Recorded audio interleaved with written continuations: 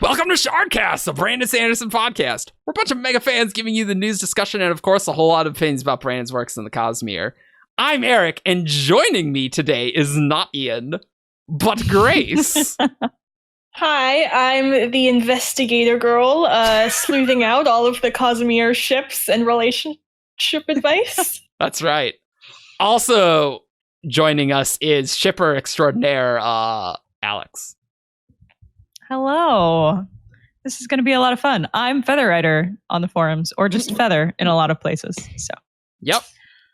Also joining us is Shannon. Hi, everybody. I'm Grey, or Grey Watch. Yeah. And lastly, another Canadian is Matt. Hey, everyone. I'm Comatose on the forums and Matt on Shardcast. And in life. Today, guys, we are going to play a game. We're going to play a game called Ship It or Rip It. And here's how it's going to go. We have a list of 112 Cosmere characters, and this random number generator is going to generate who on this list is going to be shipped together.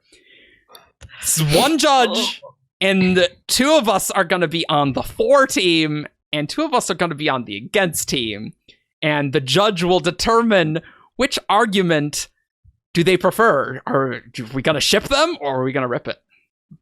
That's what it's going to be. I'm going to start being the judge, so there. And our first ship is going to be Vin and Blod. Oh, no. These are all randomly generated, not pre-planned. Random.org has this under control. Oh, no. Now, on screen, you're going to be able to see who's on the for team and who's on the against team. Audio listeners, you'll hear by context, but we're going to have Grace and Matt argue against, and Alyx and Shannon for for. Oh my god. Wow. They're about the same age-ish. That's true. So, that's where we're gonna start. Do we get to go first as the for team? I mean, I think you can present in whatever order you want. I feel like I almost just have to start going, or I'll lose inspiration. You just gotta go. Beautiful ship, wonderful ship. Everyone's new OTP. Vinlot. They are, I'm going to say they both share destructive tendencies together. That's true. That is true. Vin had the whole attack on Set's Keep where she murdered hundreds of people in 5 minutes. And Blod tries really hard not to kill people and is doing better about killing other things. That's morality. That's a similar moral stance that they both. Sorry, my own light is distracting me. Yeah, I don't know what your camera's doing. That's fine. And that's the basis of the relationship. Is same age, similar moral stance towards killing people. They can try to keep each other in check and work through those issues together. Ta-da! Matt, Grace, counterpoint. Okay, so you say that they have similar tendencies, but Blod and Vin are both attracted to the sort of people who don't have those tendencies as a kind of counterbalance. So, Vin has Ellen, and he is a very moderating voice of reason, and Blod, the whole reason Shallan tried to set Blod up with Aelida is because her more calming, sweet nature would counterbalance his destructive killing tendencies. So if the two of them were together, it would probably just the destructive energies would just feed each other, and it would be really bad. Yeah, but that's Bonnie and Clyde. You can have a morally not great pair of people, but as long as they get along, that's most important to them. Also, they're both dog people. So that's the most important thing. Yeah. And however, I would say I'm not sure they would get along even despite these violent tendencies. I think they would enable each other, like Grace said, and also the different types of violence. Like, I think Vin, as a person who grew up being like the little guy who like became more powerful, would really resent Balot's mistreatment of creatures that are smaller than him, and might see him as a bully that she needs to put in his place. Like, I think Vin would kill Balot, honestly, because he would enable her to be more violent, and he's the type of person she's violent against. So, and she'd enable him to be a worse person. So he gets worse. She has more reasons to kill him, less reasons not to kill him. She kills him. So I actually think I disagree with that, because the reason Blod is like that is a reaction to his horrible, horrible upbringing. You know, it's sort of, it's not that he really loves to just hurt things. It's sort of like this was like a traumatic response to being abused as a kid, which I think Vin would understand. They both have very I think strong she'd kill his dad. childhood. I think Vin would kill his dad before she'd kill Blod. Or she finds out Shallan did it and just like gives her a high five. Yeah. And they go on like sister-in-law shopping trips. This game is already hilarious. I love this so much. Now, none of you guys know this, but when I play games like Cards Against Humanity and Apples to Apples, I enjoy the ridiculous combinations. Oh boy. So not only do you need to make a good argument, you also need to play the judge. And I gotta go with ship it, you know? Like, I think it's gotta be ship it, but I mean, Vin probably would kill Blod. But I mean, it's like 50-50 between Blod or Lynn. Like, let's be real, right? Like 50-50, right? It was the dog can see people that. thing. That was the tipping point. Or Yeah. Shallan. Right. Yes. All right. Now, Alright. Grace is gonna judge, Okay. and your pair, Grace, Yes. is gonna be Ham and Taravangian. All right. Oh boy. Okay. Oh So God, Alex, what are we? Me and what Eric are are for. Yeah, we are. And Matt and Shannon are against. Oh man. So I feel like if we're gonna go this direction, you just have to lean all the way into like bodyguard romance trope. Like, Ham has been recruited to the diagram, and you know, maybe he's basically like replaced, what's the guy's name? Mral, I think is his name. Yeah. Who The is tester. like the big beefy guy who's also the tester. You know, him is very smart. Yeah. He could administer the tests. Yeah. And can. maybe it breaks his heart to see how sad Taravangian is on the compassionate days. And yeah, they just, you know, slowly fall for each other because Ham is one of the few people who actually, dang it, I'm going to start like actually shipping Mral and Taravangian. Love a bodyguard romance. Totally works. It would I be feel- great. That only works if you like put them into that very specific situation. But like any other situation, these are not compatible people. Like whatsoever. Also, You have to arrange that to like that one little situation to make it work. Yes, ma'am. Taravangian, oh my gosh. Sure. Yeah. Pronunciation part Mispronunciation 2. one. Hey. Is very uncompromising and basically wants it all his way or the highway. And I mean, Ham has multiple meaningful relationships. You know, he has his wife and then his boyfriend Breeze. So like, I just don't think there's space for all those special people. Look, we can't assume that people still have their canon relationships here for this show. Come on. You just can't do it. Well, what I mean is Ham is obviously into open relationships and polyamory, and Taravangian would not accept that. So I don't see it working out. I think, you know, Ham likes to connect with people on a mental level and spar verbally, and Taravangian can only do that half the time. Yeah, but see, I disagree, Matt, because on smart days, Ham and Taravangian will have their witty intellectual discussion. Oh, do you think No. Ham will be into killing kids? You think that's No. what Ham will be into? No, well, okay. Like, And on his smart days, he won't have the patience to have witty back and forth. Like, remember how Breeze would get annoyed at Ham? Like, Taravangian's annoyance when he's smart is like way higher. So yeah. it would be a narrow middle. But on the nice days, then they'll get to be just best friends. Because they're both kind and compassionate people, and then they have the philosophy that they can talk about on the intelligent days. I was going to say, Ham loves debating philosophy, and what is a thornier moral philosophy problem than like whether or not you should follow the diagram and you're doing the right thing? Like, everybody on 17th Shard goes way back and forth on whether or not the diagramists have the right idea or whether it's really terrible. But does Mr. T have that? Does he argue? Does he doubt himself? No, he just does it because he fully believes in the diagram. He doesn't have patience.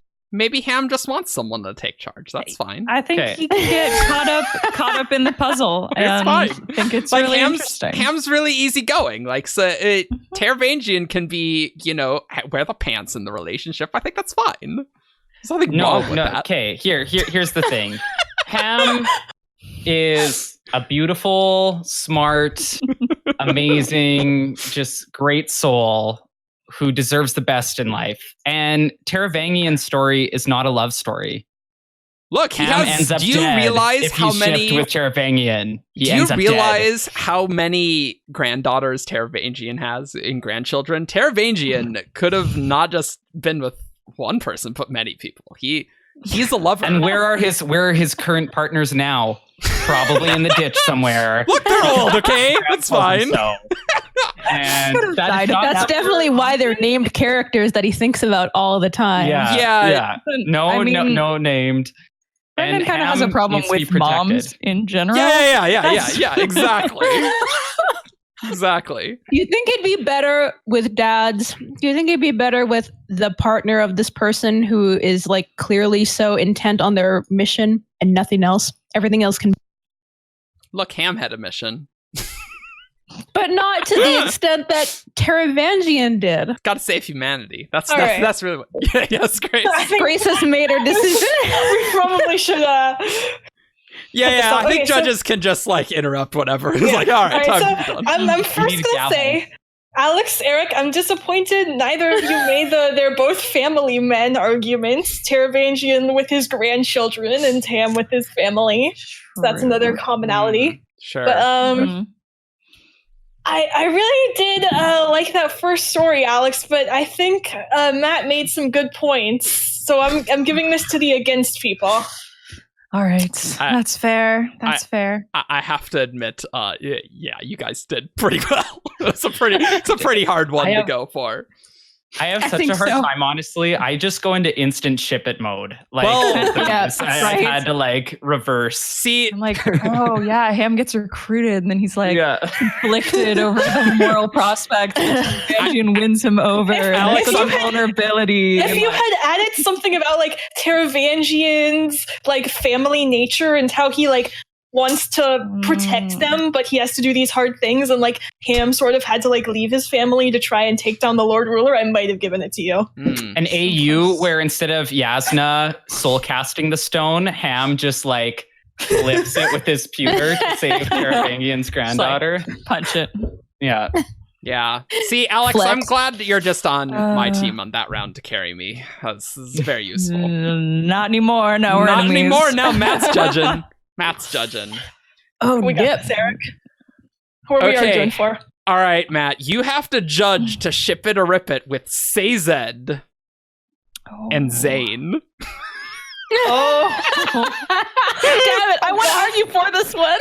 I don't remember Arrow 1, Eric. I'm sorry. I have to do my four. God. Oh, man. So, Sane Zed. Zed is harmony. Zed. Yeah. The hero of ages. Oh, man.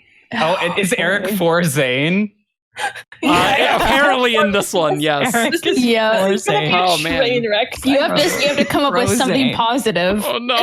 Tell me what a great boyfriend Zane will be, Eric.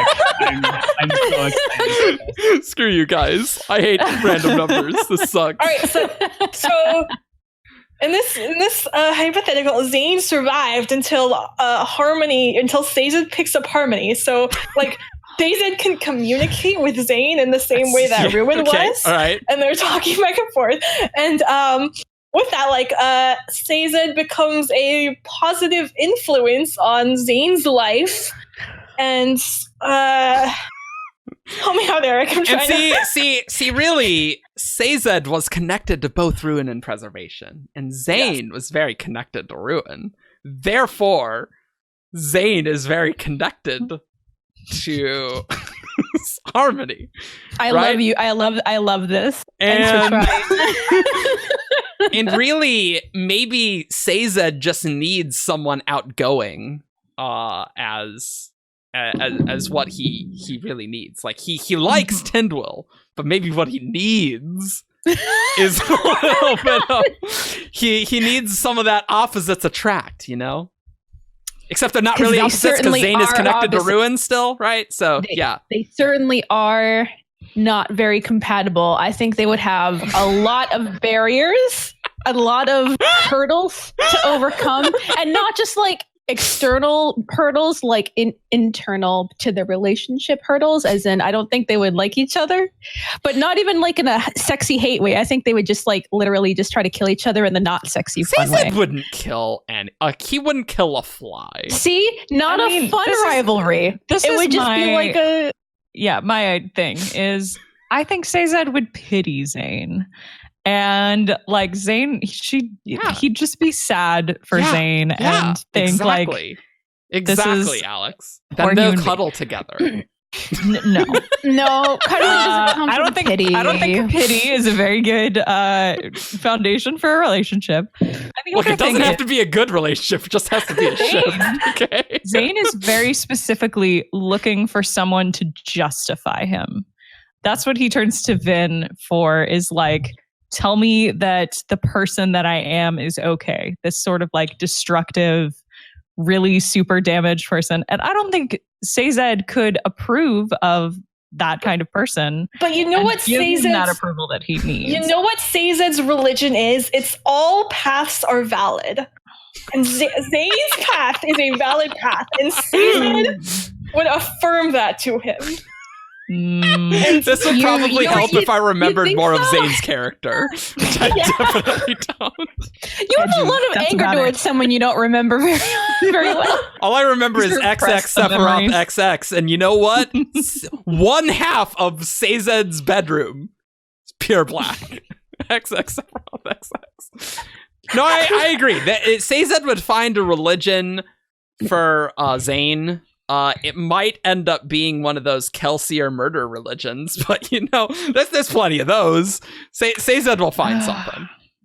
I think Zane could end up really looking towards Sazed as the person in his life to give him purpose and give him a direction, in the same way that Sazed kind of like gives directions to Marsh and the Kandra and Era too. Like he could give that same sort of direction to Zane, and that Zane would feel more fulfilled with that than he ever had following Straff, because Sazed like genuinely wants what's best for his followers in a way that Zane has never experienced before. But I mean, that is just the basic God-follower relationship. It's not a special romantic one that you could. I have a very good counterpoint to that. Sorry, go ahead, Shannon.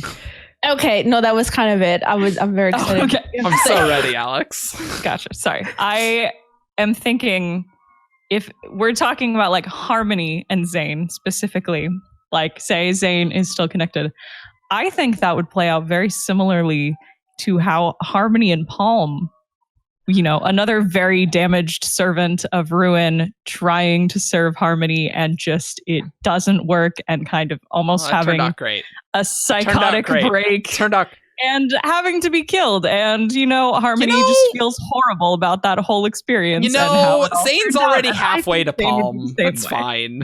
Exactly. It would go exactly as poorly.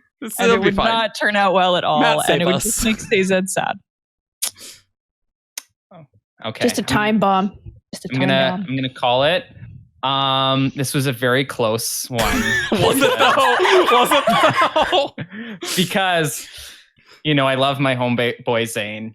Just wanted to be happy. However, I think there was a little lack of preparation for the specific ship.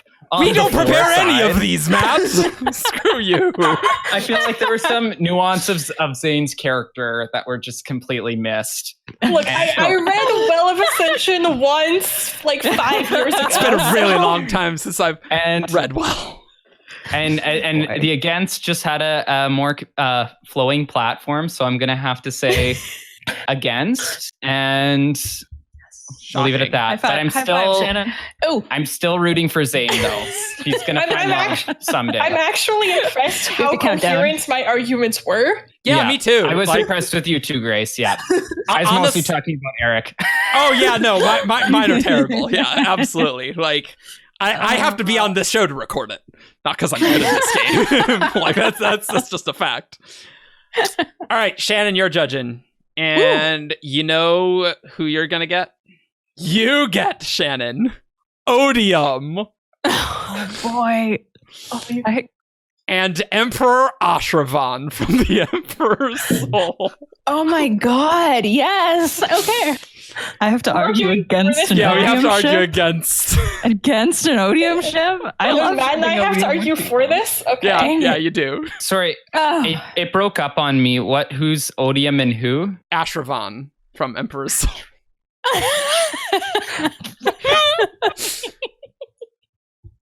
I love this.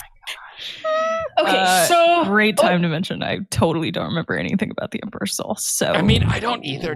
Okay, so Odium's whole thing is that he gives passion to people, and Ashravan, one of the major things in Emperor's Soul is that as Emperor, he started as a young man with lots of passion to want to change things, but as he became Emperor and he got stuck in all the politics and the bureaucracy, he very much lost that passion and just got sucked into doing what was expected of him. So when Odium and Ashravan get together, Odium can give him back the passion to change things that he had as a young man and that he lost. And Odium can bring Ashravan back to the person, the better version of himself that he started out and wanted to be. And, he wanted to change things, and Odium can help him do that.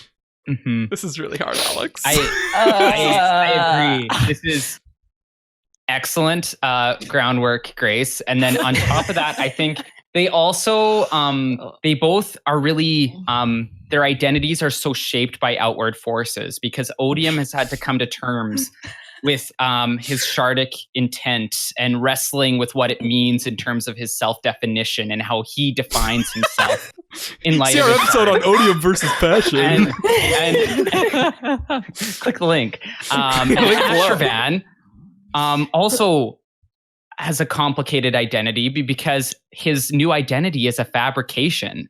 He's been remade by Shai's soul stamping, and it's very meta for both of them. And I think they could just sit down and have some really deep talks. And maybe they start a little bit. I think they would also have a bit of that sexy, evil good thing, because Ashravan is at his heart an idealist who's been corrupted by the system, and Odium is a force of corruption. But I think Ashravan's true heart, and also the optimism that Shai actually instilled back into him when she rewrote his soul, I think he could redeem Odium and bring Odium to a place of greater acceptance.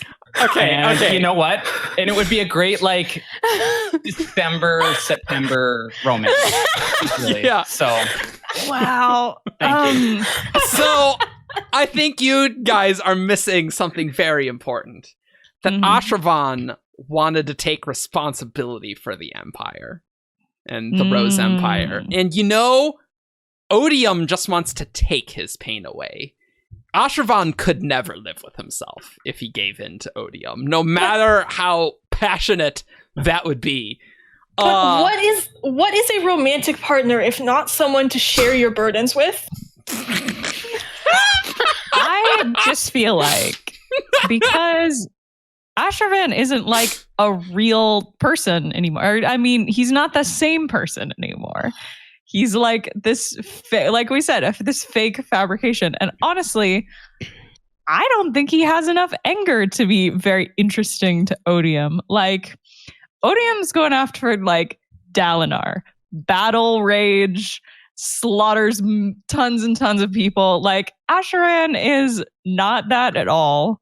And we don't see that, does he even remember that he's a fake person? Like, is there any sort of like hard emotion that Odium can like latch onto? Like, I just don't get that he's an angry, hateful enough person to be interesting to Odium, even a little bit. If Odium's going back to Syl, he's just gonna like smile at the corpses of the shards that he murdered over there.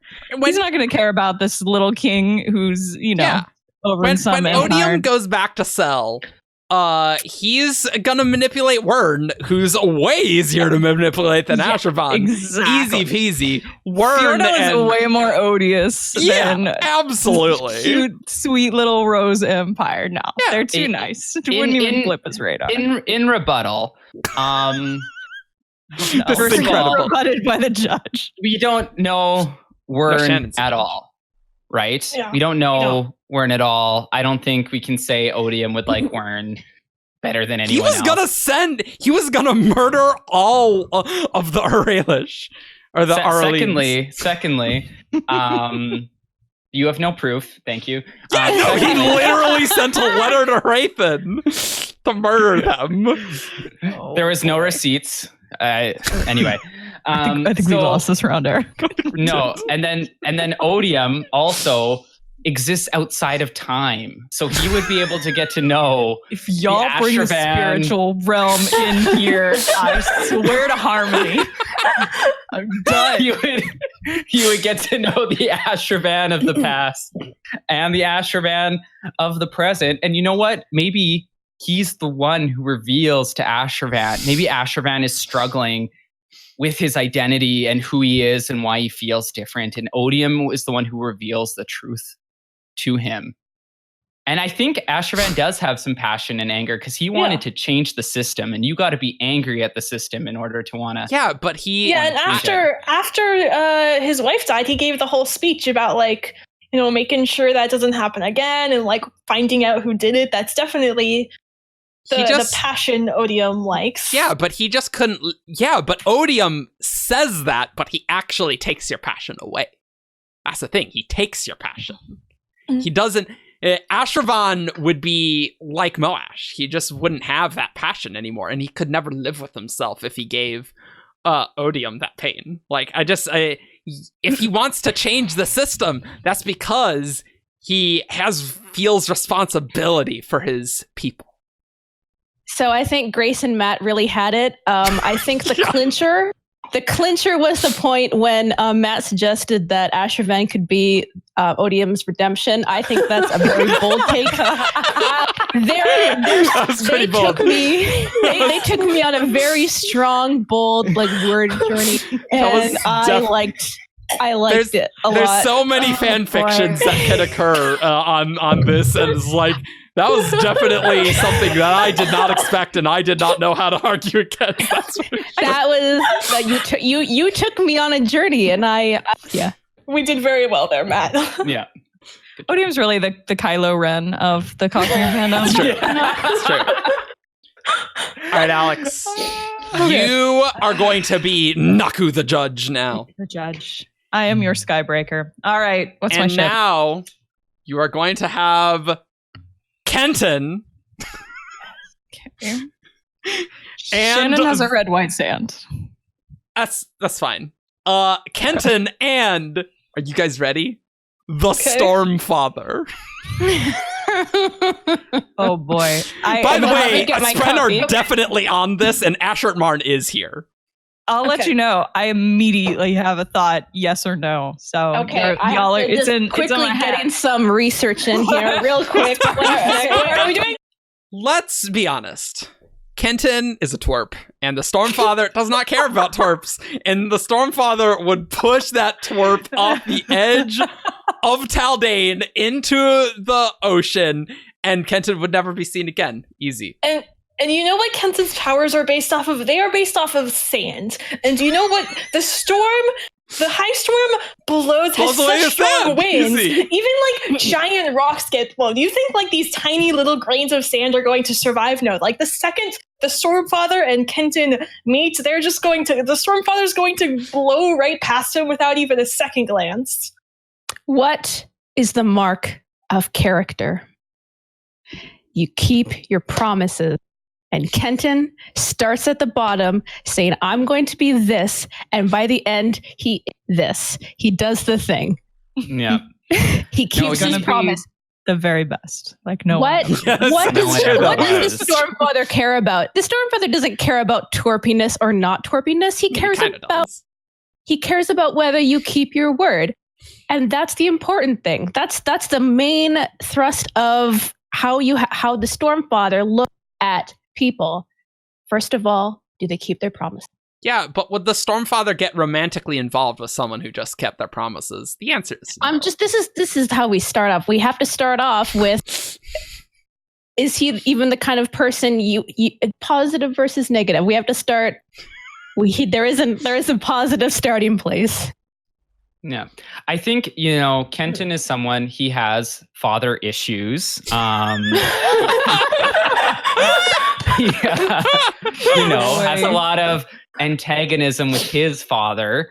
Mhm. And so maybe this is like more of a like far future element where like Kenton is becoming a parent on his own, single dad, let's say.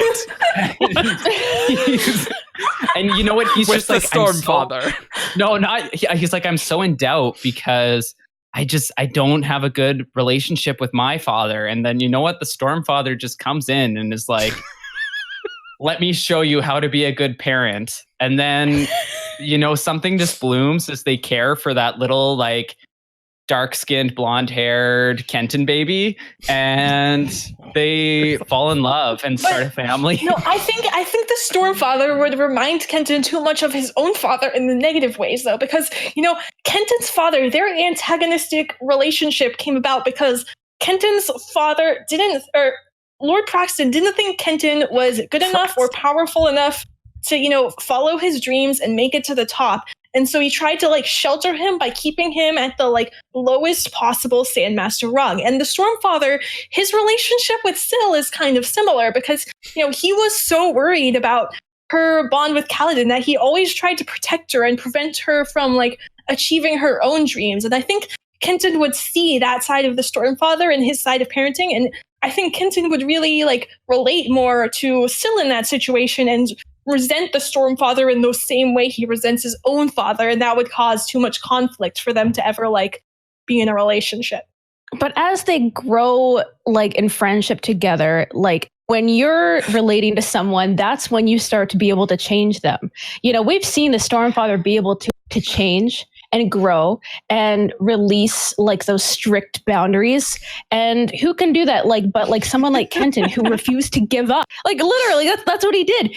Kenton was to the point where it seemed stupid to everyone else around him.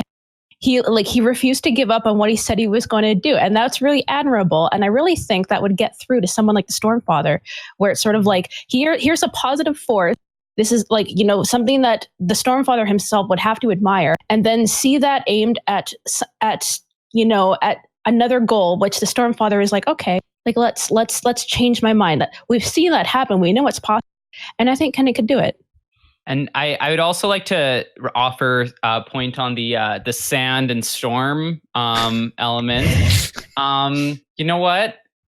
If Zutara has taught me anything, opposite element ships are Bonus fantastic. points for mentioning Zutara. Yeah, so Matt knows You what he's know. doing.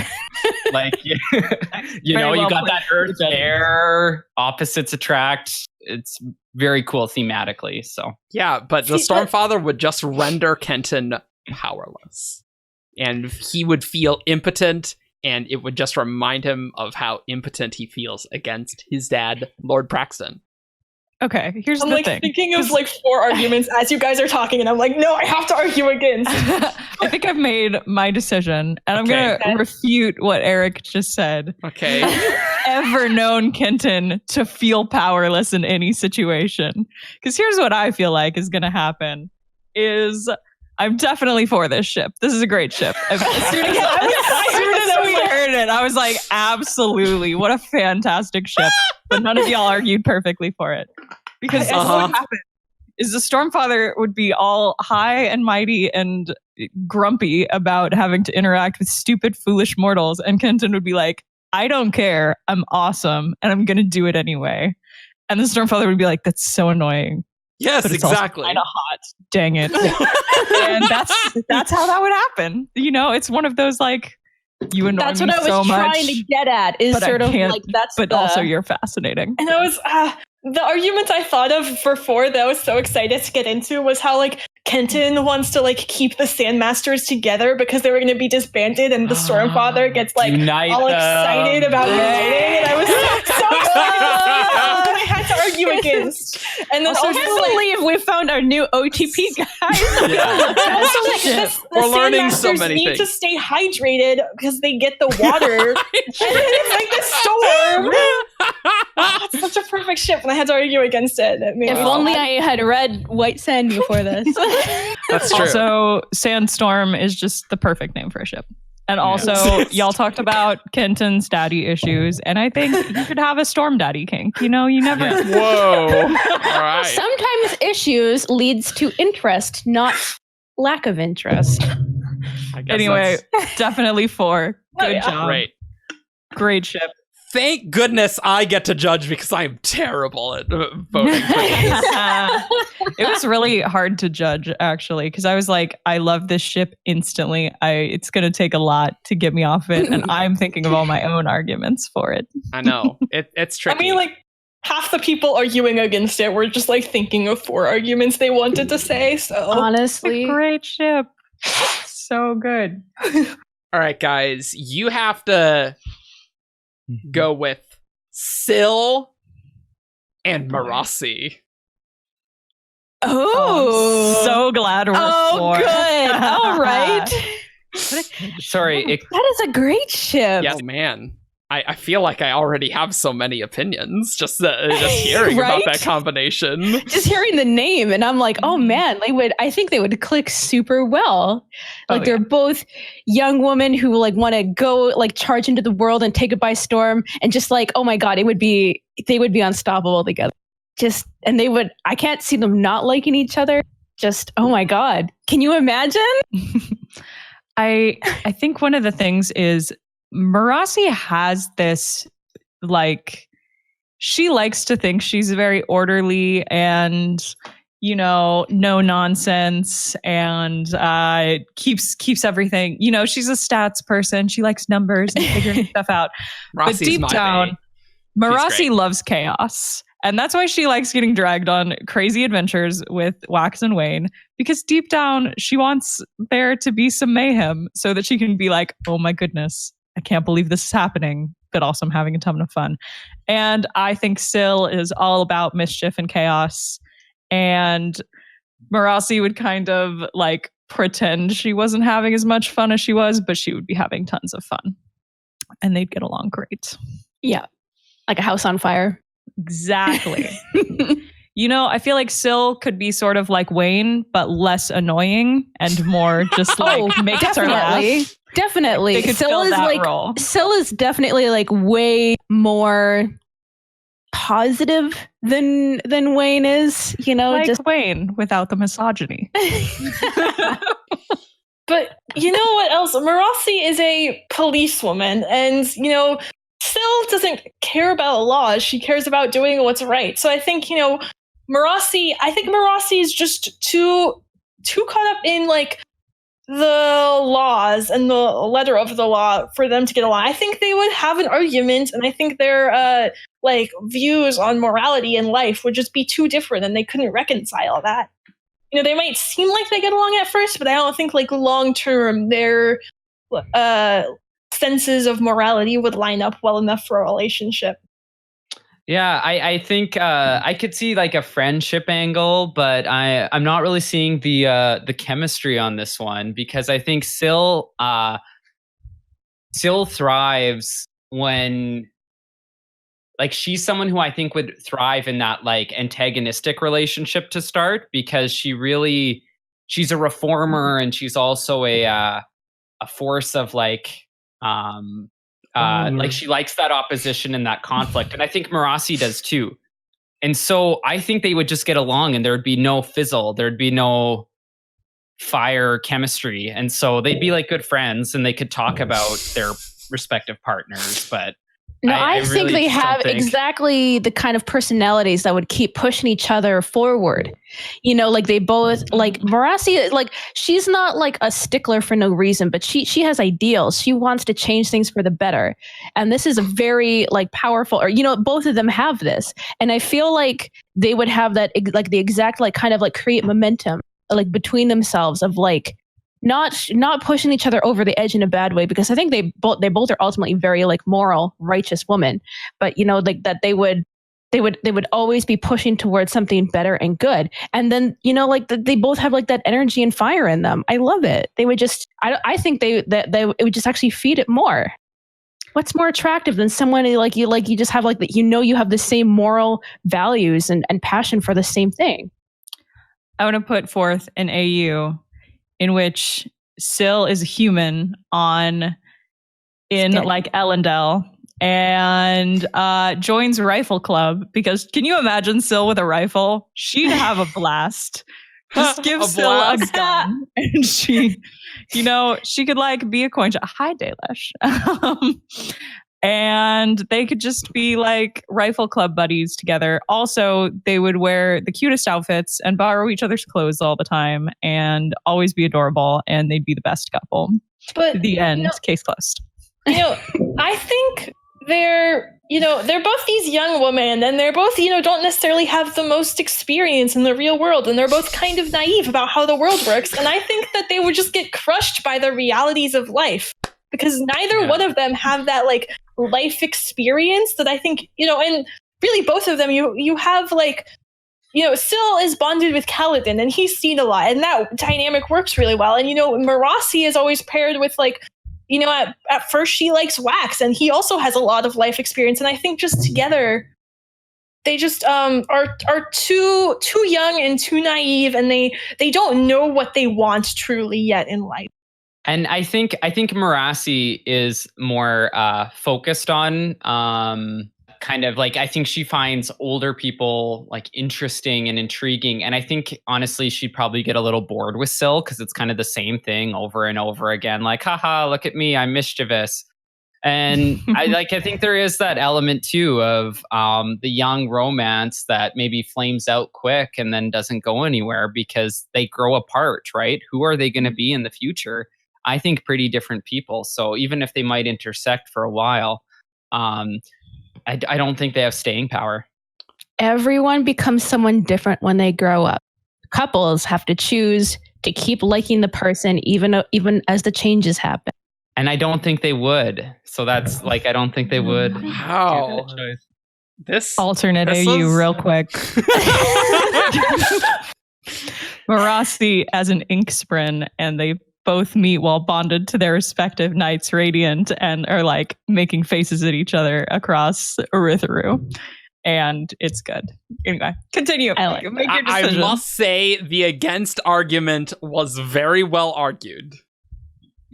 However, Syl and Marasi are adorable together. Cute. It's like, so come on. Cute It got it. But you guys really argued it really well. I really would That was I pretty was- good. Well done. Yeah, that was. I shipped that so hard. It was so like, when I you know, said that, I it's- was like, it's hard. I think Matt and I were both like, this is painful, but we This have is to argue so- against. I know. I know it's so difficult to argue against. Ugh.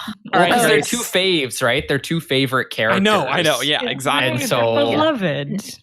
like, And they would be completely adorable together. Let's be real. Yeah.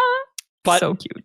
good on you. Now, Grace, you're gonna judge, and I saw a little ahead on this one, and I'm so excited to tell you that the next one is Steris Okay. and Oh. Toral Sadeas.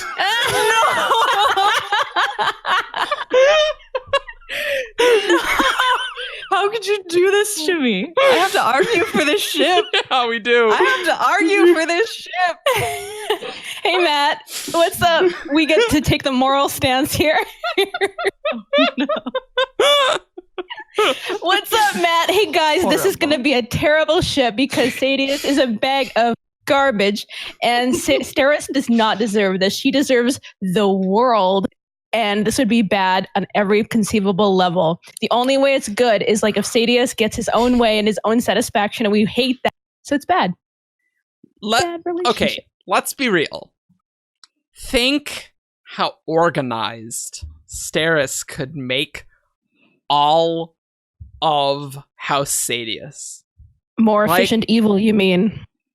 Yeah, evil's a point of view, Shannon. Like, Morality is not an axis Yeah. we concern ourselves with. I love how this is the- Steris loves order. And you know who else loved order? The Lord Ruler, and he wasn't good. But let's get back to Sadeas. So, like, order doesn't have to be good. And you saw how chaotic Sadeas's war camp and organization was. Think how organized that would make his armies. And I think Sadeas could grow to respect that level of organization in Steris. Yeah, so like that just shows that Sadeas and Steris do not have the same values whatsoever. And in fact, like if they were gonna have similar ideals that they could like start to build towards and that they could learn to respect each other, it does not start with putting Steris in a really stressful situation where she has to like convince them to care about like organizational standards. You know, because that just doesn't happen. That's a huge stressor, and relationships, like if you're built on like fighting for, like that all the time, this isn't even the fun, sexy fighting. This is just like the you're arguing with your partner about like the chores that have to be done. This is not sexy fight. This is not a good relationship builder. So here's my thought. First of all, it's going to be a bad guy ship. It's going to be a villain ship. Yeah, So Steris of course. has to be And the bad guy. she can. Because here's the thing. She can be. Steris was ready for political marriage and going right into the contract. And she was going to be, you know, like we said, very efficient, very organized. And I think maybe she might end up pulling Sadeas back a little bit from all of his nonsense. You know, maybe we get a little bit of like Sadeas redemption as Steris becomes like the queen of the Sadeas princedom, evil queen, highly efficient. You know what? If Steris was Lady Sadeas at the time, none of the Colons would have survived the tower. They totally would have been It's dead. just a That plan fact. would have worked absolutely Exactly. perfectly. There would be all the And- contingencies, and Yep. they would be so much more organized and more effective, and they would be evil supervillains, and it would be great. I It'll feel be like that's Benjamin depending defection. on. That's like accounted depending for. on though, like that Steris is good at it and therefore she likes it and enjoys it. But this is like not taking into account that she like still has like thoughts and opinions and values and moral, you know, and like what she's interested in like romantically and personally, like not just as like a work partner, but like as a life partner is not someone like Sadeas who's can I say ass? Can I say ass on this show? Yeah, you can say ass. That's fine. Yeah, Sadeas who's an ass. She's not necessarily into that just because she'd be good at like helping him be better at his evil garbage. And I'll also say, so when we're first introduced to Steris, what her values that she puts forward is that, you know, you sign a contract, you're up front from the beginning, and then you hold to your word. And like that is so not Sadeas. He is conniving, backstabbing. He's not transparent. He doesn't say what he means. And also, like Steris, although she's very rigid and very like rules focused, she also secretly loves adventure and getting the blood pumping a little bit, right? You know, she likes being taken along the magic carpet ride by her Allomancer husband, right? So if Sadeas is someone who likes to sit on the back line with like a shard bow, he's not gonna like respect her rigidity or need for structure when she needs it. And he's also not gonna get her blood pumping and like kind of challenge her. He's gonna enable the rigidity and rules in the worst way so he can use it. And Steris also isn't going to make Sadeas a better person. She's just going to make him a more efficient, bad person. Sadeas causes lots of blood to be pumping. That is just a fact. Many people are dead. That's just a fact. And you know what, Matt? I'll just say that Sadeas is only in the back lines using a bow before he gets a blade. When he gets a blade, he can bring Steris with.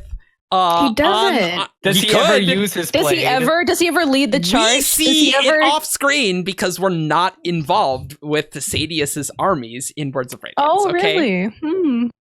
And you know, if Steris was there, she could be like riding on the back of Sadeas and his Rashadium. No, Sadeas doesn't have a Rashadium. Shut up. And I'm just very into the whole idea of Evil Queen Steris. Yeah, Evil Queen Steris sounds incredible. The war camps. But I'm just saying, like, that does not follow this up here.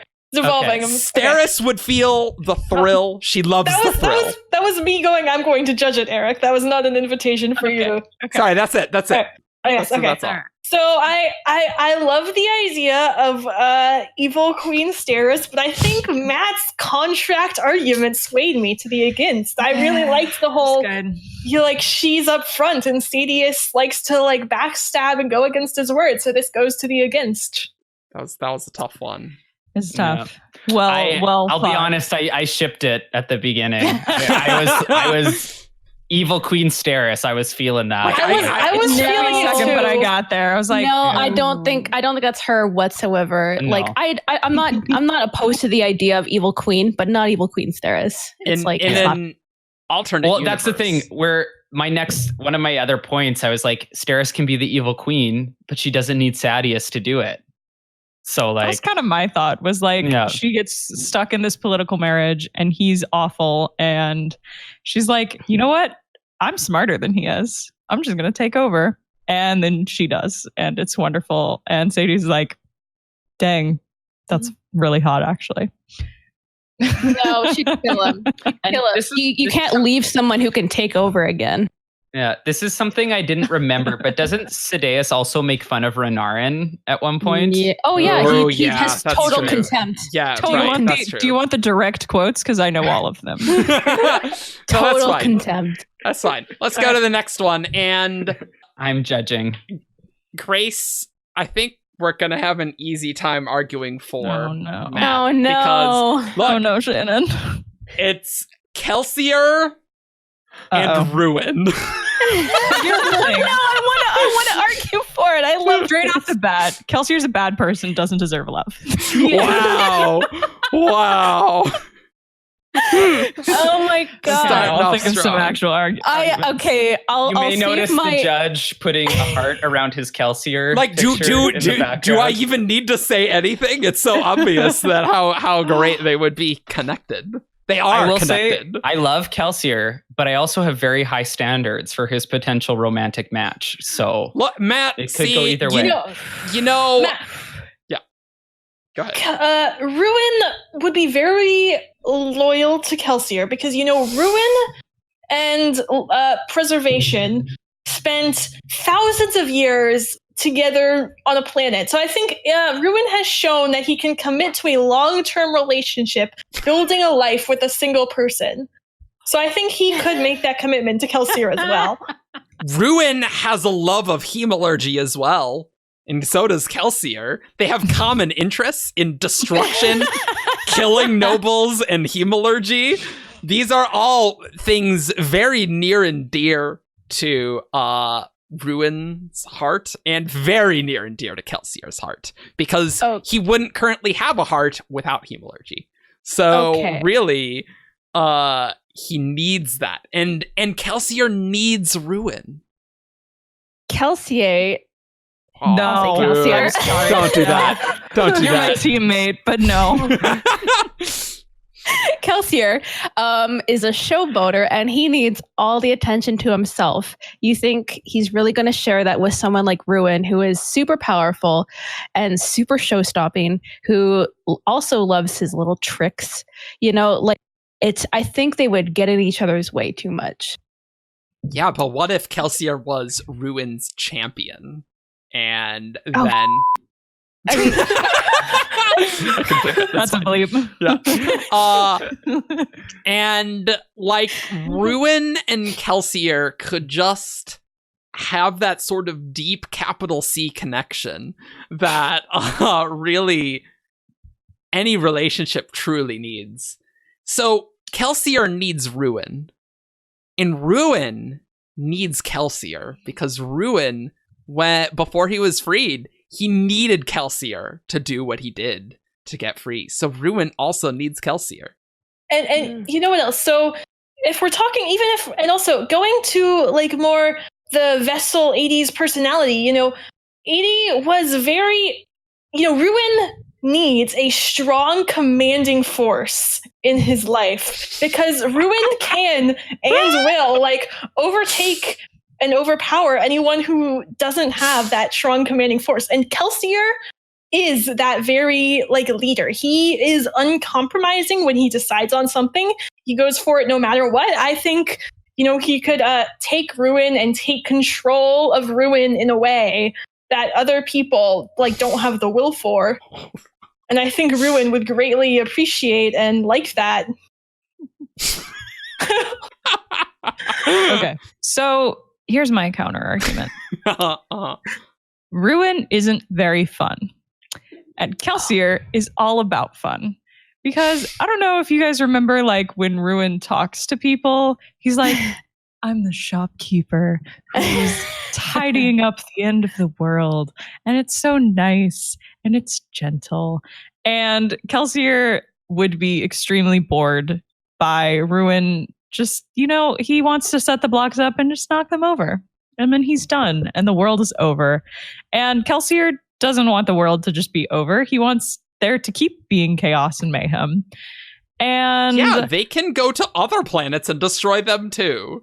Also, Kelsier is very good friends with Preservation, and I don't think he would want to be with someone who messed up his crew member like that.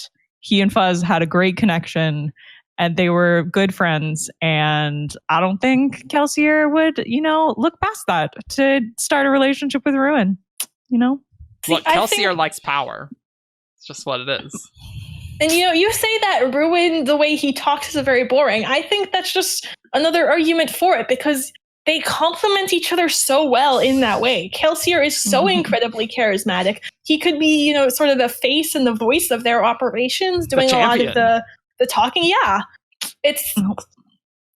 I don't think. I think okay. So in this hypothetical, so Ruin chooses Kelsier as his champion, but then you know Kelsier isn't just one to just bend to another creature's will. So he kind of fights back, and Ruin, you know, Ruin has fought with like Preservation for so long, and so Ruin finds that sort of resistance a little bit kind of attractive. And, you know, that relationship builds, and Kelsier takes more and more control over the operation and starts directing things himself. Because, you know, that's what he does when he gets in a new situation. Right. He takes control. And, you know, eventually the two of them would get to a place where they're, you know, really good working in a good relationship where Ruin really likes Kelsier, and Kelsier is very, is sort of taken charge of this relationship, but they're still like working together towards this common goal. And, you know, Kelsier is the face and the voice as the champion, but Ruin is like feeding him a lot of the power, and they just work really well together. Ruin is not boring. He is the waves who crash, the destruction incarnate. He is not. I just think Kelsier would never get over seeing him as an opponent to be defeated. Like, in terms of, like, Kelsier loves power, but he loves having power. He doesn't like being partnered with other people who have power.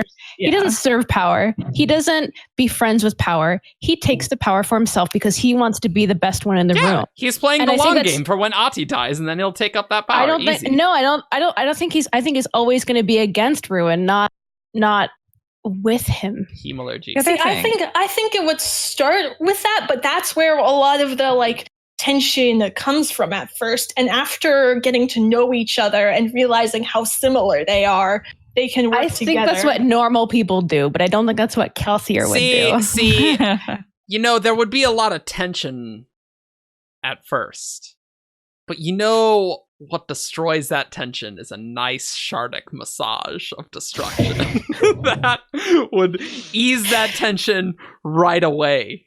Easy. Alyx, what was Here's my last thing. That's Ruin like, what is the hell are you talking about? Ruin is all about finality. He wants things to end, and he wants things to be done with. And Kelsier never wants anything to be final, and never wants anything to stop. Kelsier died and said, no, actually, that doesn't work for me, and figured out a way to just undie. And that frustrates me deeply about him. But I think, you know, Ruin wants to put everything to bed, everything in its place. Okay, we did this, and now it's over, and we can move on, and now the next thing is over. Kelsier's not like that at all. He wants to keep the party going. He's never satisfied with someone telling him, we're done with this. See, but, you know, Ruin likes to create things so that later he can, like, destroy them again. And, you know, death is destruction. And the more times you come back to life, the more you can destroy it over and over again. So I think that Ruin would like that. I just think they're two very incompatible. Oh, I'm gonna call it. Yeah, what you got?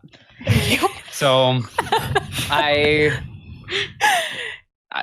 went on a journey in this.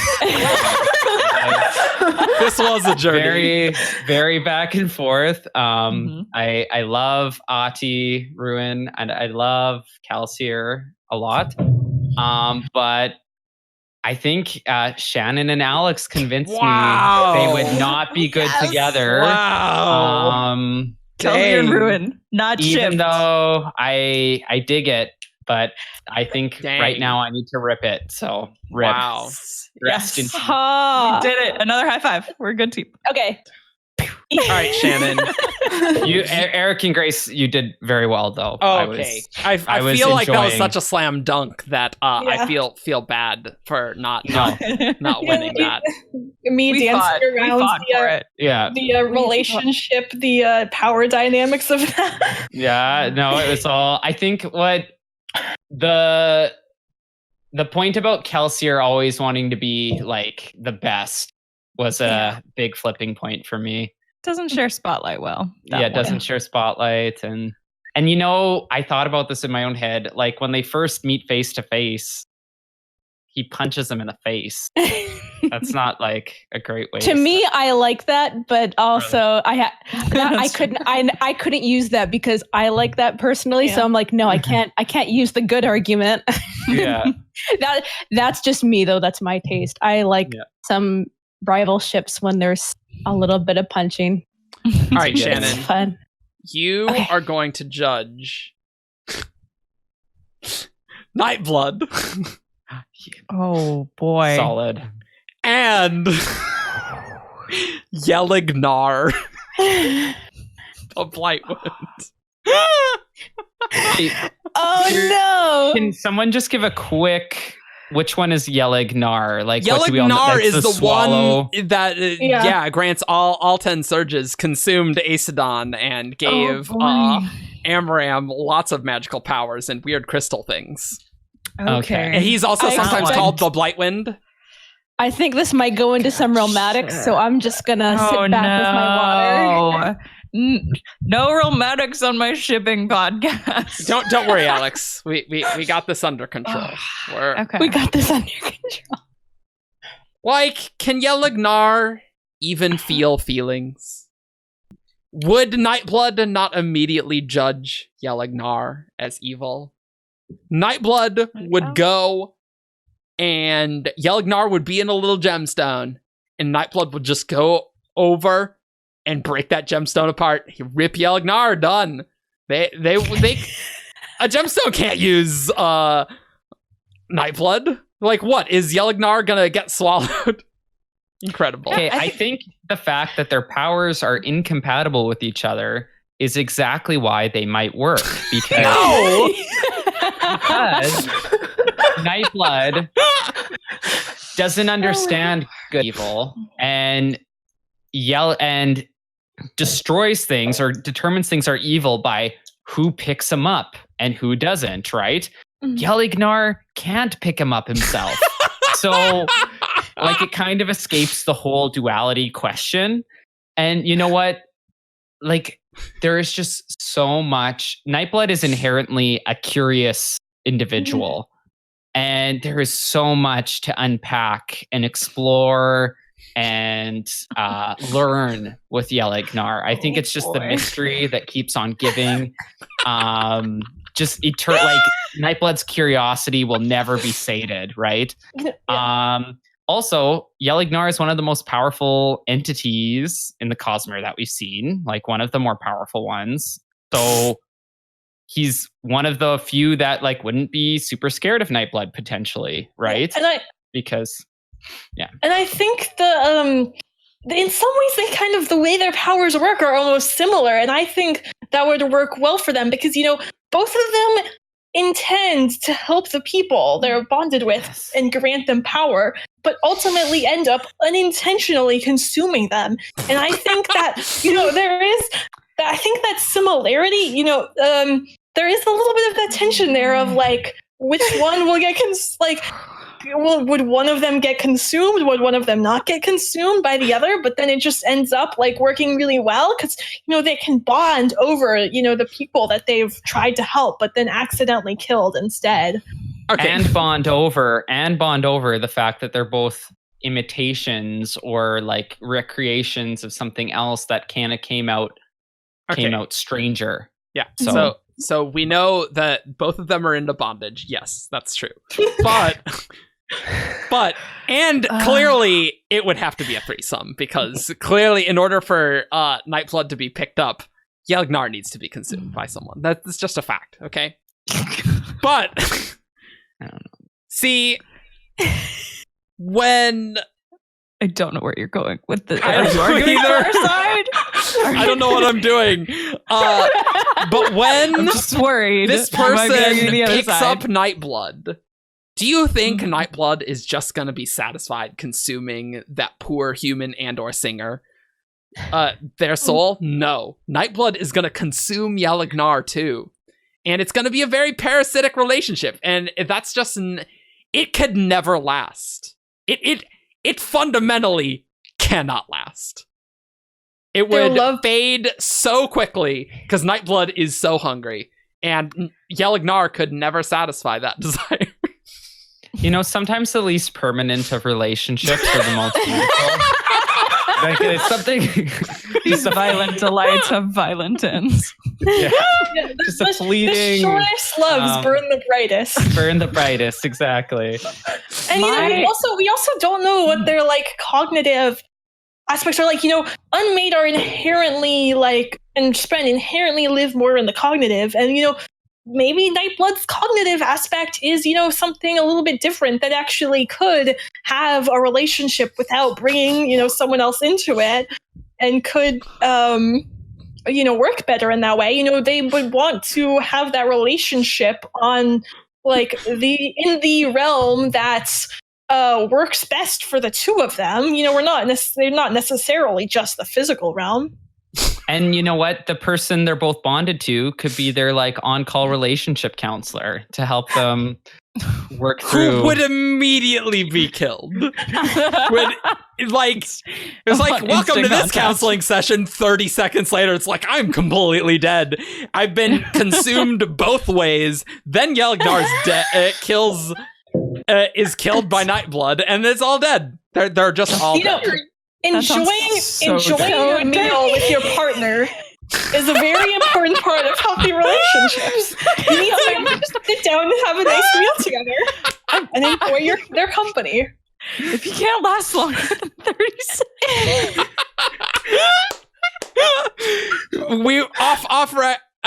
Earlier, we were talking off record on how not safe for work we can make this show. I think we found our line. I think that's our line right there. Right there. What I love is we found the line with the inanimate, inanimate forces of destruction. Yeah. Okay, my argument is... Yeah, I'm so curious, Alyx, because you've just been laughing. I really have. Nightblood is too childish to have a romantic relationship.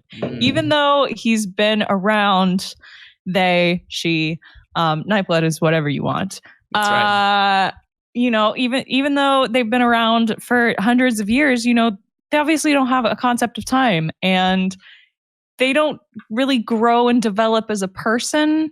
And I feel like that kind of self-awareness and, ability to change and adapt to your partner and their needs and desires is a fundamental part of what makes a healthy relationship. And because Nightblood shows an inability to do that and an immaturity in their personality, it's just not responsible to ship them with anyone, especially not a weird crystal that gives you powers that we don't even know if it has a personality. The end. Okay. I'm so curious what you're going to say, Shannon. Boy. Listen, while you guys were talking, I had to keep checking the document to see who was arguing what, because it was not actually clear based on everyone. I had to just keep double checking. I'm almost at the point of flipping a coin, just because, these are really great arguments. What do you got? And you're going to vote for someone who couldn't last even 30 seconds together. Come on. You know what? Nightblood doesn't have a conception of time, so... Time doesn't exist in the spiritual realm. Wow. This has been one of my favorite ones. I take it back. We can have romantics. We can have romantics if it serves my argument. Yeah. Oh my gosh, I really can't. This was so fun on both sides, Shannon. Gotta make a choice. But I love both sides. I think what I'm gonna do is this is what I have to do is I have to tell you guys I 99% agree with all of y'all. This is most of your points were not actually incompatible with whichever way. But I have to say Matt's story about them bonding over being stranger versions of what they should have been was really cute. And I was just and then immediately that scene popped into my head and I'm like, oh, I could actually see that. That would be kind of cute and fun. So that's the 1% that kind of pushed me over. I think I have to go with 4. But it was so close, you guys. I'm just I almost went to go to Arcanum to see oh my God, could Nightblood eat Yelig-nar? I was almost at the point of going to check. I really liked Grace's meal share. This was probably the most funny one. For sure. Wow. So far I feel like the best ones have been when Shannon is judging. Because that was also the Odium and Ashertmarn one. Oh yeah. Yes. Oh, this is amazing, guys. Amazing work. I loved all of y'all. You guys are both winners in my book. Okay. So. Alyx, you're going to judge. Lay it on me. No fooling, Alyx. Renarin. No. I told you not to do this. And are you ready, Alyx? You're already dead to me. I already know. Ashertmarn. Is that the what? Is that the heart of the revel? That's the heart of the revel, yes.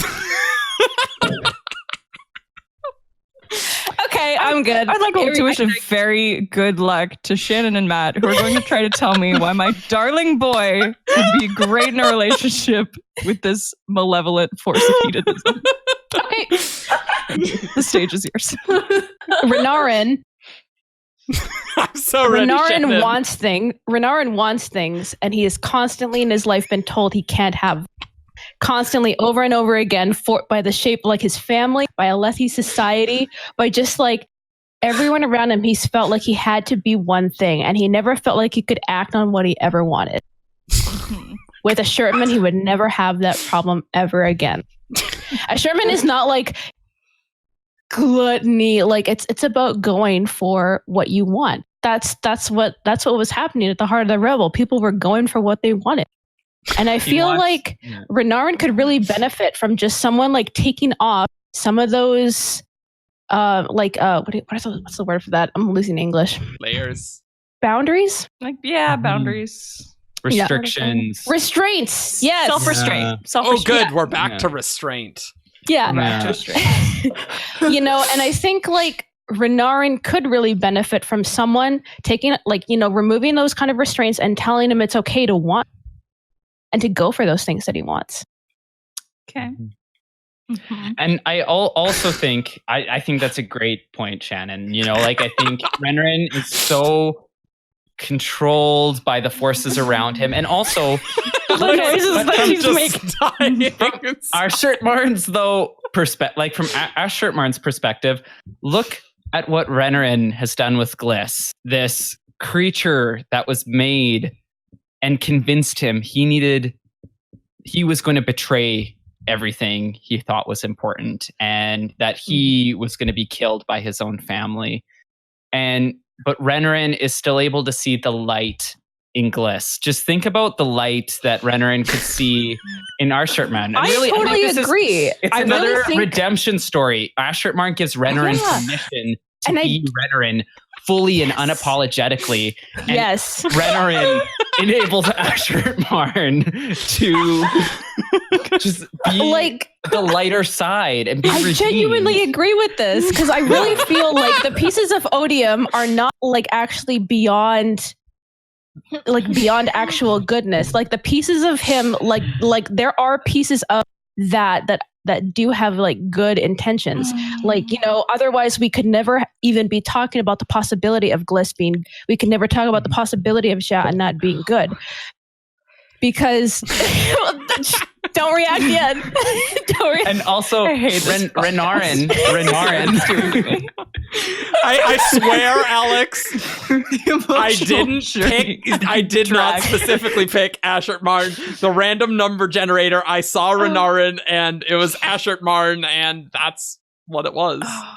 I'm trying to be very fair and seriously consider this. And the other thing is Renarin is someone, he said, like he sees the truth, right? He sees to the heart of the matters of anyone. He could see the good that's hidden within this otherwise unredeemable lump of disgusting, right? Renarin is the one who can see through that, and he doesn't just see the surface that other people see and reject. He sees through it. Yeah. He sees the truth within. Renarin is like the link. He is currently standing in the gap between like the forces of Odium that want to convert, that want to change. That's where he is right now. He's bonded to like a spren corrupted by Odium. He's like the one who's best known to like what Sha-Anat's going to do. Like he has that connection there. He is the one currently in the best position possible to actually like reach out a hand and see if it's even true and available. And you just like if there was a way for it, like them to come to the light. Renarin is the one he's in the time and place to do it. Okay, he's the one with time, place, and powers to do it. I have so many comments. So, all right, we put our best foot forward. So. It's a valiant effort. Showing. Very strong.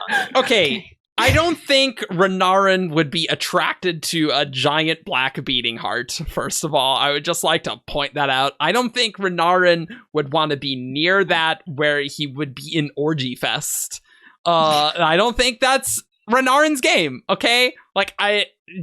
Renarin needs love and support, and he does not need a mindless. Hesse believes Ashertmarn to be one of the mindless unmade. Ashertmarn could never give to Renarin what Renarin truly needs. Renarin deserves someone to just be fully devoted to only him, and Ashertmarn cannot. That's true. Just give him that devotion. Ashertmarn is too much focusing on other people to ever give one person the devotion, fully their devotion, and that's what Renarin deserves to have in a relationship. Renarin couldn't interact with Ashertmarn on an intellectual level. He could barely interact with him at all, really, other than the pure physical. And, physicality is great, but, Renarin really needs that kind of intellectual connection if he's going to be happy. And he needs someone who can see value in himself. And Ashertmarn doesn't really see value in anything because Ashertmarn just makes everyone their plaything and only sees them as tools. And Renarin is not a tool. Great. And I'd like to rephrase. Ashertmarn is, you say, mindless. That's what Hesse I don't said. think we can. We don't think we can ascribe motives though to him. Then, right? Oh yeah, that makes it better because Ashertmarn can't. Broken. Just saying, your argument is kind of based on shaky legs here. Yeah, and he's broken. And so just picture this, okay? Let me lay out a tableau for you. So Ashertmarn, this bulbing, broken, tortured, in pain creature is just exploding out these feelings and these things that it doesn't even understand. It's just doing what it was kind of designed but not really intended to do, and it's hurting as it's doing it. Is there any evidence that Ashertmarn is in pain?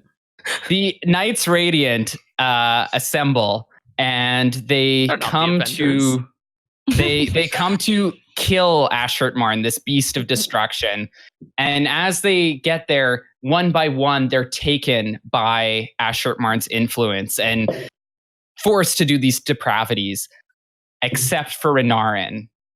Renarin, who is always overwhelmed by everything around him and the stimulus and everything that's going on, is able to, he's better equipped to focus and again see to the heart with his Truth Watcher ways. And he steps through his worst nightmare, which is this crowd of people just doing everything imaginable.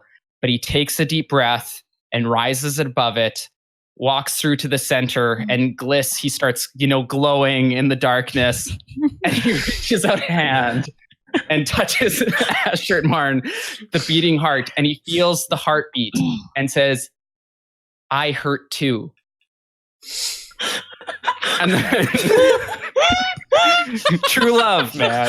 True love. You see that Ashertmarn is hurting and lashing out, and maybe that's true, but that doesn't change the facts of the matter that Ashertmarn is a player and a liar. Ashertmarn is luring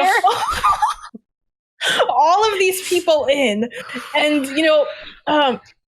and he can never just commit to one person because there are so many people. He just wants more, and he lures Shallan in too, and she reaches out and touches him, but he was actually just deceiving her the whole time. He was tricking her to put her into a bad situation. He has no remorse for any of these things. I think Renarin might try to do what you say, Matt, but I think Ashertmarn would just end up constantly hurting him, and it would just be a toxic relationship. Ashertmarn could never be fulfilled by Renarin because no one could be fulfilled.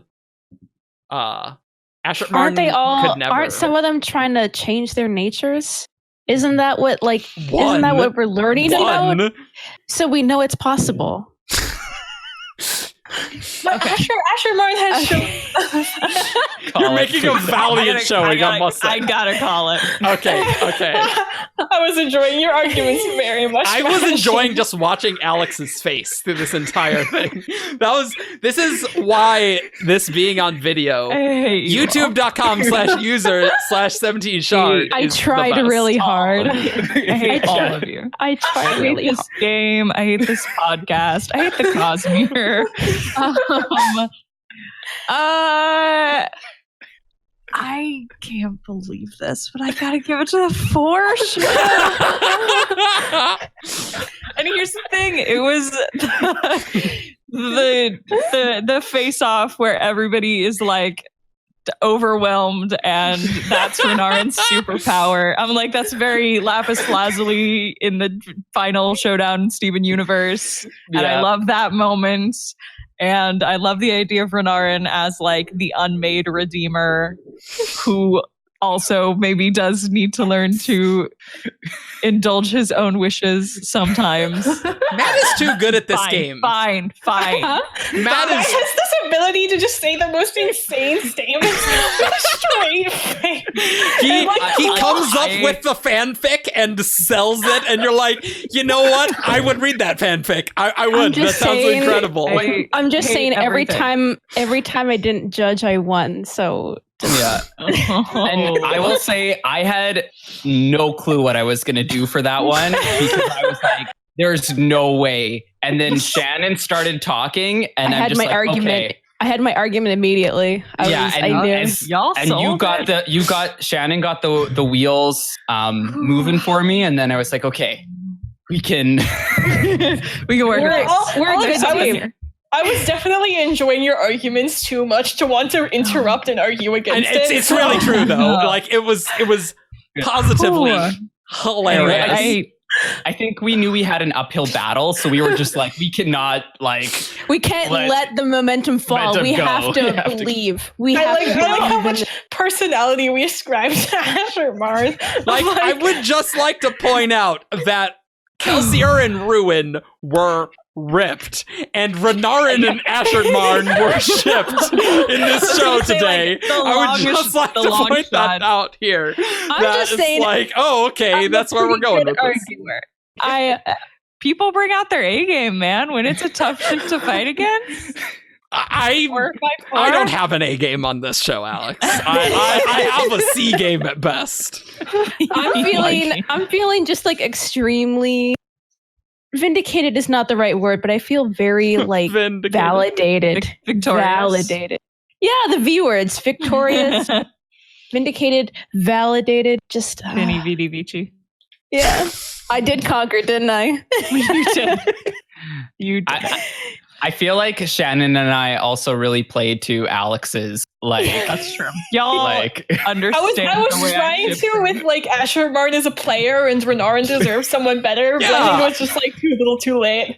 It's hard as against because when you create the fanfic with 4, you can't make the anti-fanfic, really. You've already done the ship as the fanfic. You really could, but basically that's what fanfiction is. It's basically just it is basically just like a really powerful argument for would these people work? And then usually if you take the time and the energy and if you put the steps in along the way, then then you make the reader believe it. That's all it is. I love fanfiction, guys. It's just I think we had an excellent cast except for me. On this show. You were hilarious. I loved it. I'm glad. It was great. Yeah. Listeners can link their fanfics that this inspired in the comments. I would read all of these. Write some of these fanfictions, make these real. Ashertmarn redeeming Odium, I need that fanfiction. These were jokes, but listen, as soon as you start talking about it and arguing for it, we really start to care about it. This is not meant to make fun of ships. We are big ships. We love this kind of stuff. This is we get good at it by just shipping characters. And I know as someone who does enjoy shipping and stuff, there's always like I definitely have had several moments where I'm like, I'm going to think up the silliest, craziest crack ship ever. And it's just going to be hilarious because it would never work. And then like, as soon as you've thought about it for 5 minutes, you're like, wait, actually, I can make it work. Actually, I am. Can you think that you've made a pairing weirder than Renarin and Ashertmarn, though, Alyx? No. No. Usually they're just like morally terrible. So that's a whole different story. Wow, I can't like stop laughing. That was so funny. I hope you enjoyed this, guys, because that was hilarious. Do we want to pick our favorite ship, each of us, out of all of the ones that were argued for? Ooh, which would have helped if we would have written them all down. I mean, which one made an impact on you? I might have missed some but I was writing most of them. So we had Vin and Blod, Ham and Taravangian, Sazed and Zane, Odium and Ashertmarn, Kenton and the Stormfather, Syl and Marasi, Terez and Sadeas, Nightblood and Yelig-nar, and then Renarin and Ashertmarn. And I think that's all of them. Yep. God, I think Renarin and Ashertmarn was just so hilarious. That was such a.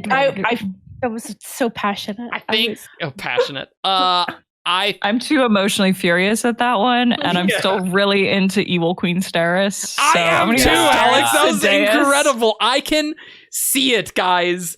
Like, Steris just needs the right push and the right person who's supportive of her. I don't think Sadeas is the right person for Evil Queen Steris, but someone could push her to be an evil queen. That's a fine result. Wearing sweet leather and just like having a crown on her head and just like organizing the world how she wants.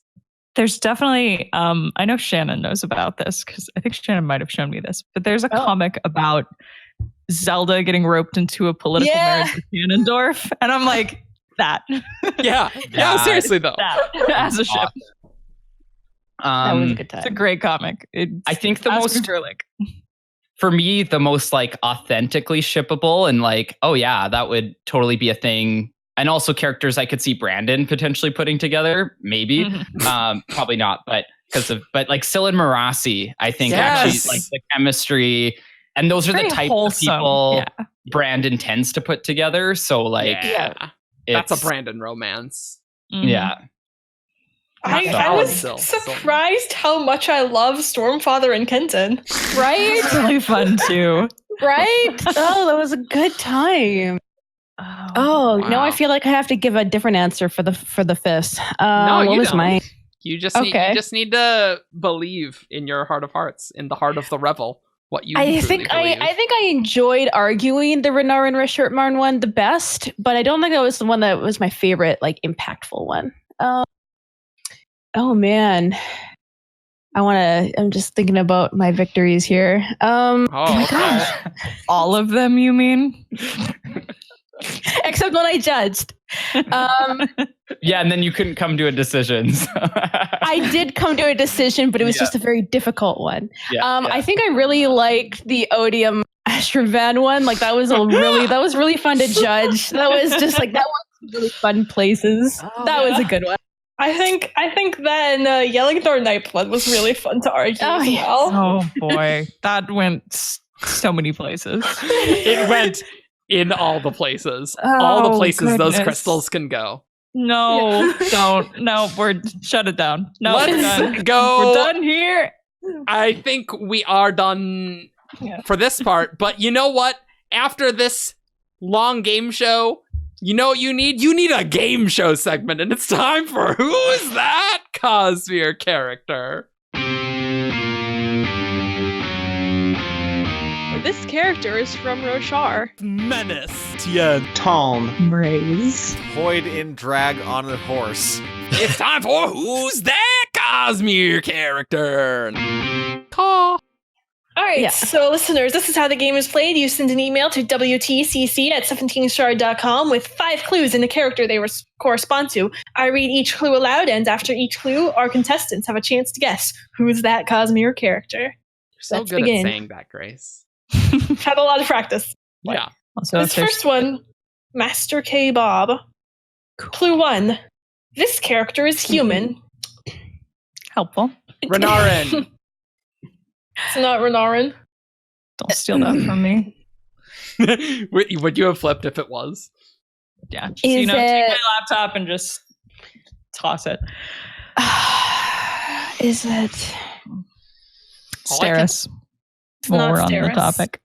All I can think of is people who were on like Yeah. characters that we shipped here. All the shippable characters. All the shit people- I'm just thinking of that one when it was human. Remember? Yeah, I'm just sort of like, do That I one's say been done. human or do I not? Okay. done before.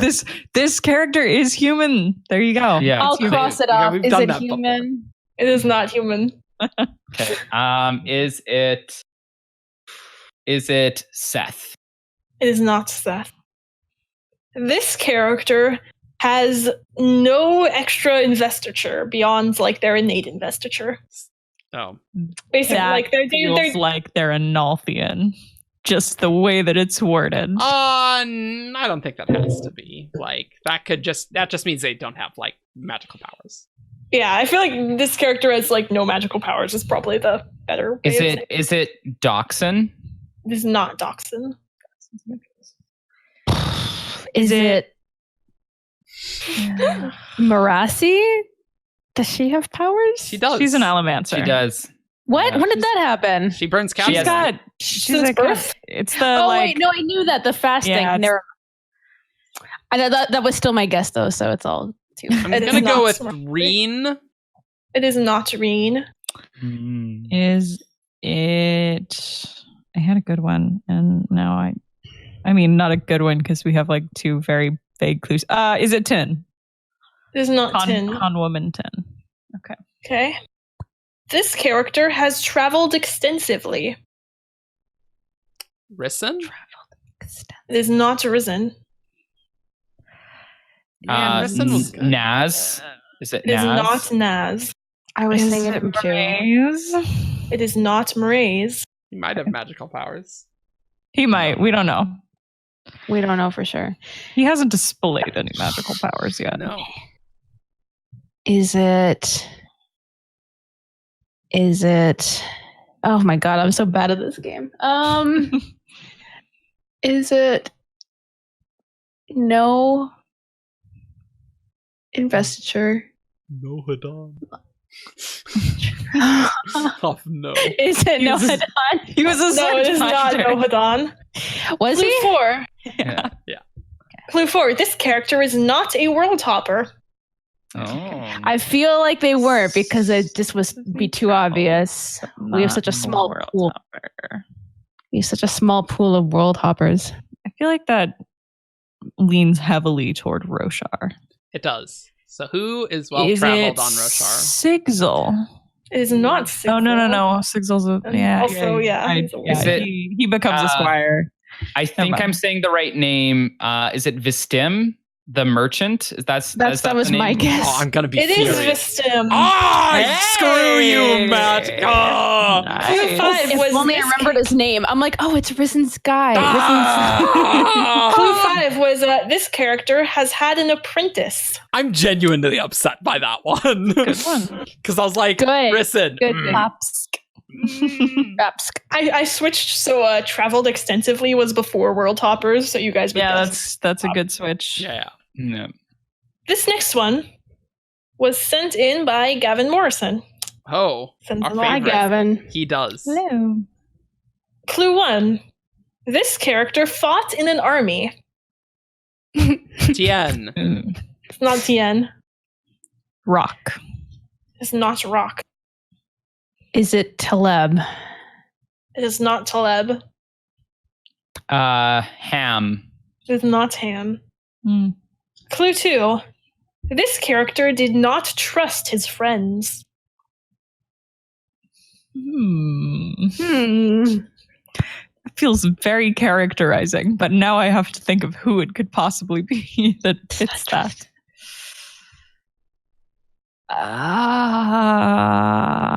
Relaine. It's not Relaine. It's like his friend got brainwashed. Is it Eshonai? It is not Eshonai. Same hat. Is it Sadeas? It is not Sadeas. Is it Eden? It is not Eden. That's definitely not how I say his name.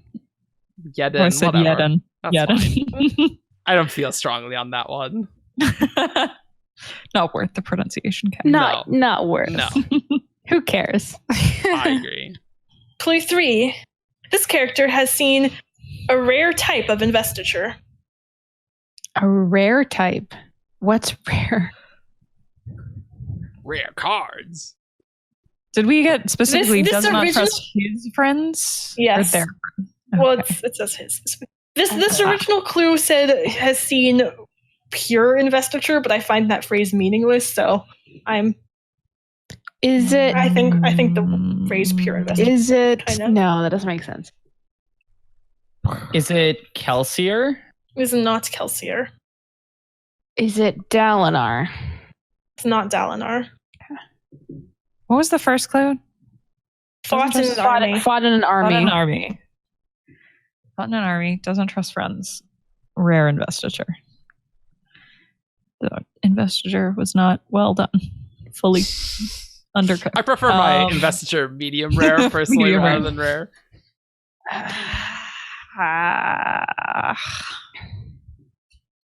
I'm so stumped. I think I gotta pass. I can't think of anything. Oh wait, no, I'm gonna guess Elend. It is not Elend. I'll go Cayman. I'll go Cayman. No. Okay. Okay. Clue 4. This character is educated but cannot read. Maybe a man. A Lethian man. Oh, that's true. Is it Sabariel? It is not Sabariel. Is this the maybe final you- clue? There's No, there's 4. one more. Oh my goodness. This is a tough one. Is it Adolin? It is not Adolin. No, untrustworthy friends. That's a good one. Yeah. Doesn't trust friends. God. Type of investiture. That's so weird. I know. All of these yeah, are very that one. specific. And I'm having How trouble much making yelling a do you think we're gonna less. Oh, I'm sure. I actually don't anticipate that much like anger when you hear the person. I think these clues all Galadon? is not Galadon. I'm guessing an Elantris character, but oh, here we wow. are. Because didn't he see the shard pool? That's a Oh, yeah. weird, pure, rare form of investiture. That was good. That was good. Galadon He's- could read though. Oh, okay, Oh, yeah. yeah, Oh, that's that's right. true. But he was Roshar-ish. educated. Yeah, I think. Yeah. I'll say that the original says pure. I don't actually. That might not necessarily be referring to the same thing that I switched it to refer to. There might be some disputation on that. Pure is a weird word. Yeah, it's a weird word, so I didn't like it, and so I'm gonna say felt. it is not felt. Clue 5. This character, part of a secret organization, Is it Is Moash? is not Moash. Raise. Is it? Who guessed Mraze? I heard Mraze. It was not Mraze. Is You it scared me. Gavilar? It is Gavilar. Oh, with the black spheres. Sure. Okay. The sphere. Yeah. Oh, I after my last guess, I was like, maybe it's Gavilar, and Okay. so Good one. yeah. Nice. Dang, That's a Matt good one. sweeping it. Ooh. Sweeping this entire episode. I usually don't, Ooh. so it's yeah. Nicely done. Wow. Excellent. That was a good hard set of clues. Yeah. It was. That was good.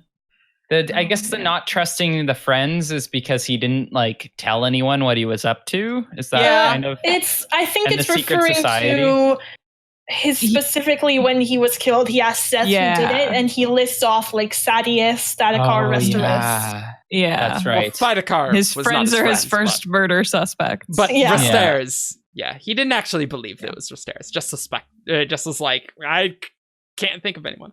Anyway, we hope you enjoyed this episode. Follow us on 17shard.com for all your news, discussion, theories, and fun that you could ever hope for. Lots of fun like this. Follow us on Facebook, Twitter, SoundCloud, YouTube. Leave us a review on iTunes. Support us on Patreon, and we will see you all next time. Let us know if we should do this again. It was fun. Oh, Did you guys yes. like this?